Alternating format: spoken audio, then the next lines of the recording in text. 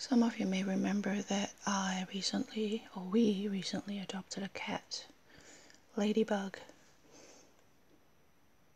Before we met Ladybug, we went to the shelter to visit another cat called Peanut. Oh, I literally just woke up. This is my first cup of coffee, so if I'm slurring or not making any sense. Some of you who used to watch my coffee and incense when I used to make them, the videos, I mean not the coffee and the incense, would know that this is a liminal space for me this early in the morning.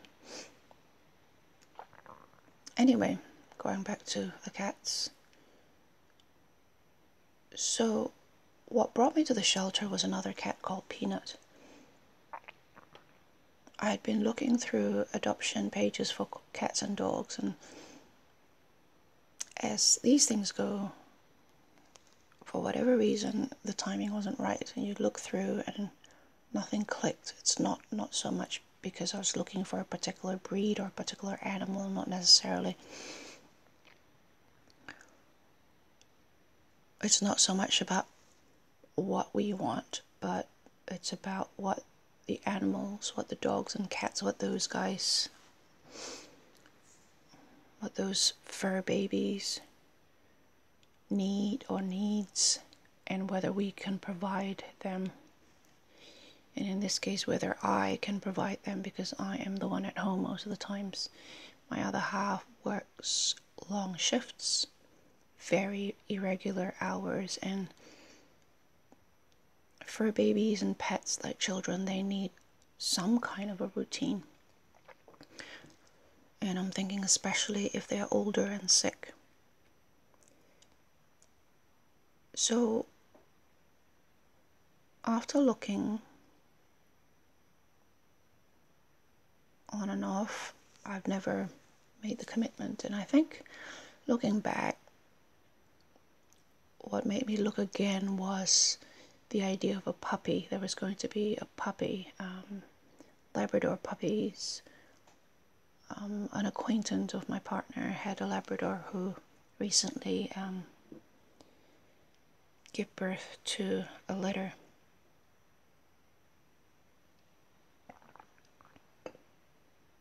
My other half is a cat person and I'm a dog person, and he said, what do you think of a puppy? And I said, yeah. And I think pets, like children, marriages, and some of the things in life, you're never completely ready for it. You commit to it and then you become ready for it, or you are ready by commitment rather than, do you know what I mean? Like, you don't wait. Some things in life, you don't wait until you're ready. You just decided that you are going to be ready, and then you are. And so this idea of a Labrador, which is not a small dog, and this place is pretty small, and the fact that I will have to tailor my routine around it, really, and I can't just pack up my bag and leave whenever I want for travel, for long travels overseas, without arranging dog sitting or any such time and financial commitment to make sure that the dog is taken care of while I'm away, because the other half is, as I said, working long hours and very irregular schedule, shift works, as in the time keep changing. So, but then a financial commitment of $1,500 is required, and if I think back, if we really wanted to, if I really wanted to, I could make it happen, but whatever. So the point is that we decided that wasn't something, it's not a kind of financial commitment that we can make, which made me sad, because, and there's a sense of uneasiness as well on my part, I guess. Paying money for a life felt really wrong. I've never done that. In the past, all my pets have been puppies of relatives or friends, and we've always adopted them, and none of the dogs that I grew up with were pure breed. they basically came into our lives and we came into theirs. I've never had to pay. And this would be, I suddenly realized it was the first time I had to think about paying for a life, and I just couldn't. I think there's that aspect as well, as much as the amount, which, yeah, anyway. So, but I think a seed had been planted in my head, so I started scrolling again, and instead of the SPCA, I came across a shelter, Cat Protection League, and so this other cat called Peanut. I don't know why, it's the one that stood out to me. So we were having coffee, no plan, nothing, and I turned around to the other half and said, shall we go? We have about, I don't know, like 40 minutes left before they close. They closed down at 4. It was 3:30 or 3:15, or was it even 3:45? It was pretty tight, and we thought, yeah, why not? It's not quite around the corner. But so we drove, and I called first and I said, we might be a little late. We're coming from this area of town, so if you could wait for us, we would like to come and meet Peanut. So we went, and you can hear Ladybug in the background there. She's up. And we came, and a lot of, some cats just stroll past us, and others are saying hello. So we wandered around, spent a few minutes in there with the lady in charge, and getting introduced around to the cats. And Ladybug started chatting to my other half, saying hello. And immediately, every time, because we were told that, we don't pick them, they pick us, right? So when we were asked about colors and all that, I said, well, we're not picking up a handbag. It doesn't really matter what color. It really doesn't. Whoever is in need and whoever has the need that best suited what we can offer is, I suppose, is the right one. And Ladybug keeps saying hello to my other half, and I have chemistry with dogs, I think, but cats are a bit foreign to me. This is my first time ever living with a cat. I stayed in houses with cats, but there was never any rapport between cats and I, but dogs are very different. So I sort of floated around quite happily, but these guys are older, so they're very different. Some of them are very nervous, perhaps a bit traumatized. Some of them are just really sick, but a few are really friendly. And so it was my first introduction to the kind of cat that is not quite how I perceive them. And I think perception is formed by lack of opportunity for exposure to facts, I suppose.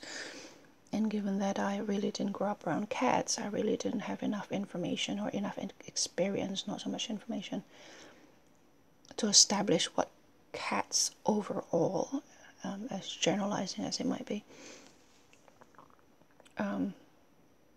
like. I think, okay, that licking sound is Ladybug drinking water. I guess all that ramble is to come to one point, is that for a while my other half and I feel really bad about picking one and leaving the other, and in particular in my case because I had set my mind to rescue, so to speak, or to give Peanut a better life. Having said that, the life at the shelter is very nice. They can stay there for as long as they need to. They're taken care of, health-wise, food-wise, warmth, comfort. There's a little fountain with trickling water for them to drink from. There's little music on the radio to calm them down, and there are lots of toys, lots of comfy chairs and blankets to play with, and lots of people to give them cuddles and food and drinks regularly, and there are other cats to play with if they want to. Each of them have their own little cubicles so that they have privacy from other cats when they need to retreat to. They have comfy beds and blankies and they're taken care of, but we feel quite bad for picking one because it means we are leaving others, especially in my case, Peanut. And it took us a couple of weeks, I guess, from thinking, shall we take a look around, to, okay, I think this is our cat. I think Ladybug is our cat, because something just clicked, I suppose. She was very chatty, not with me in particular, but with my other half. But apparently she's a very social, very confident old lady anyway. So, and Peanut is sick, and I had it in my mind that we need to care for the sick ones. But because I don't drive and we couldn't go to the local vet as I thought originally I could, suddenly the equation shifted, and it's not fair on Peanut if she needs urgent medical attention, and very often if I can't take her because I have to go across the city to go to the vet that I needed to go to for Peanut. That changed everything, really, and I thought she's better off with the shelter because the vet is just around the corner from the shelter.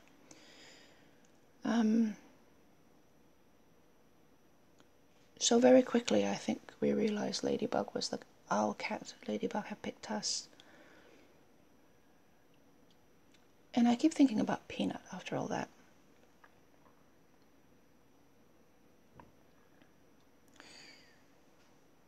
And the thing is, what occurred to me suddenly, I don't know what I was doing, but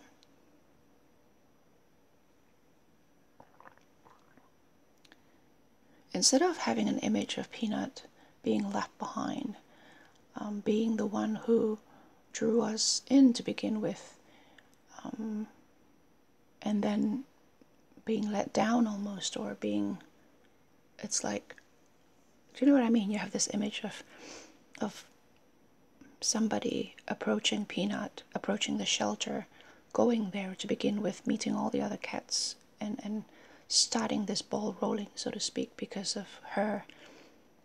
And then to have her still there, albeit better off there than here, and us coming home with another cat instead, with Ladybug instead, I suddenly have this image of the fact that Peanut, if Ladybug needs saving at all, I mean, she's a healthy, sociable 8-year-old cat, somebody who somebody couldn't live with for one reason or another. She can't be with children, she can't be with other cats, and she can't be with dogs, apparently. Or she's not good with them. But at the shelter, she seemed to be doing fine with other cats. So, in any case, if Ladybug needs rescuing, if Ladybug ever needed saving or taken away from, Peanut saved her. Peanut was the facilitator of Ladybug finding a home with us, of us finding a home with her, of us meeting her, of her picking us. Peanut was the gateway. And I suppose there is this image in my head where if Ladybug can talk, Ladybug has Peanut to thank for. And I think sometimes in life we are Peanut. I think sometimes in life, from our own position, sorry, this is interesting to do this with a cat around.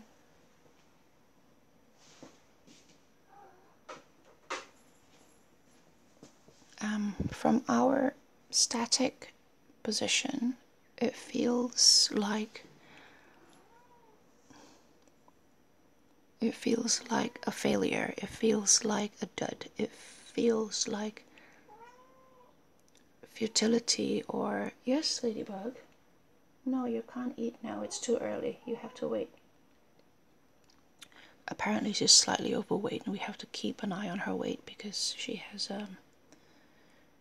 She had a history of knee injury as well, so the weight doesn't help. But going back to this